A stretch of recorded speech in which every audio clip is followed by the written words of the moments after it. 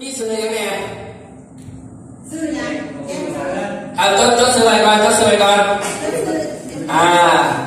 3 คนนี่ไรรางวัลแน่นอน3 คนโอเคป่ะ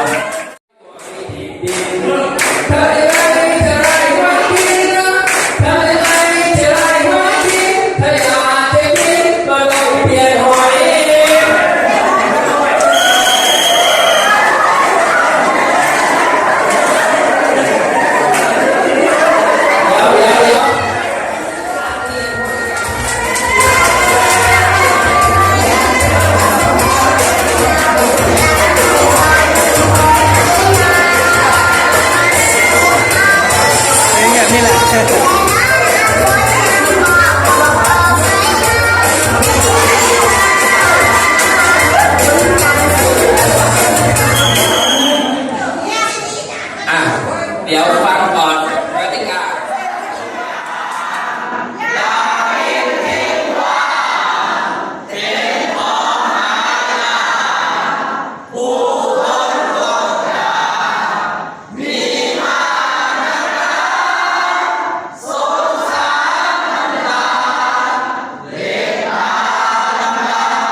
อะไรเชิญตาม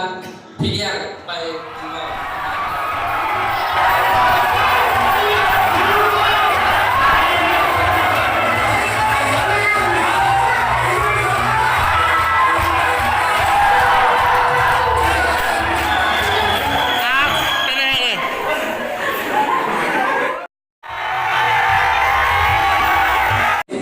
ทำยังไงจะได้หอยกิน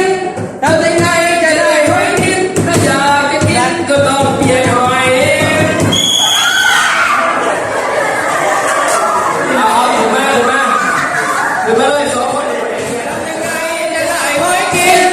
ทำยังไงจะได้หอยกินถ้าอยากจะกินก็ต้องหอยแตก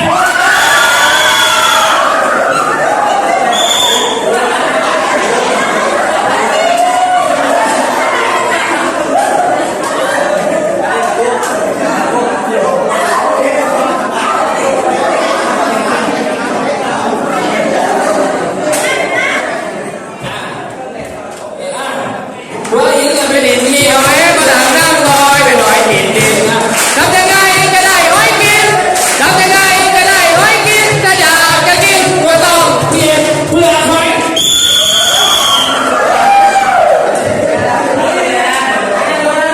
เอายังอยู่ไอ้แล้วอีกรอบเดียว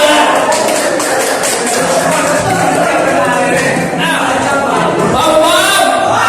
ว่าอีกจะเป็นอีกที มีหอยฝรั่งนั่งลอยไปลอยดินดิน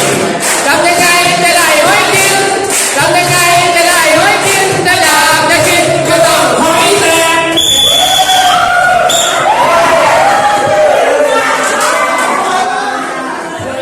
จะได้หอยกินถ้าอยากจะกินก็ต้องเปลี่ยนหอย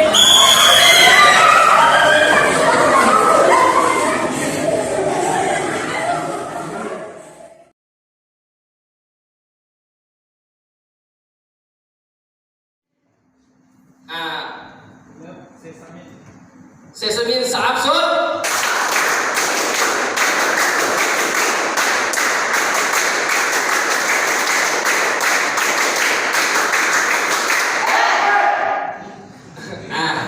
พี่เบียร์ยังไฟแห้งอยู่ส่วนตัวจากนี้ไปเดี๋ยวให้ผู้หน้าผู้สัมมนาตบมือ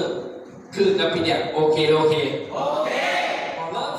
ว่าเฮาจะบ่มีประสบการณ์เกิดจากการลงมือเฮ็ดจริงป่ะจริงทางด้านประธานเองจบด็อกเตอร์ทางด้านการแพทย์ทางด้านวิเคราะห์ทางด้านการยาแต่เป็นยังคือสามารถเป็นเจ้าของบริษัทได้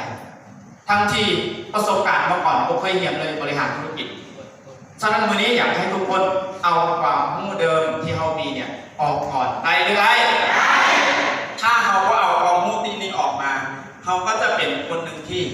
เต็มแก้วเหมือนกับน้ำที่เขากินน่ะถ้าน้ำตัวนั้นเอาอีกอย่างใส่เข้ามาก็อยากต่อเป็นน้ำใส่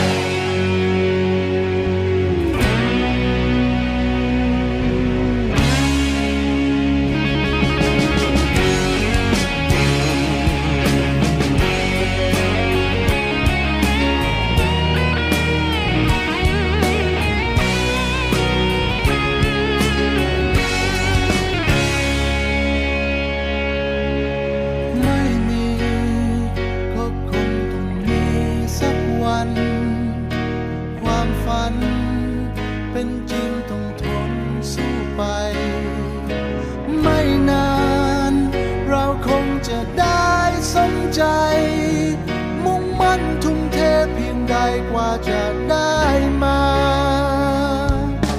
เส้นชัยไม่มาต้องไปหามัน รางวัลมีไว้ให้คนตั้งใจขวากน้ำทิ่มแทงก่อนผ่านพ้นไป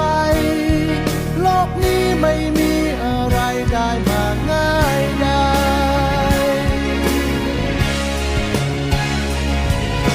ใจสู้หรือเปล่า ไหวไหมบอกมา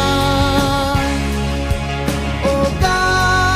สของผู้กล้าศรัทธ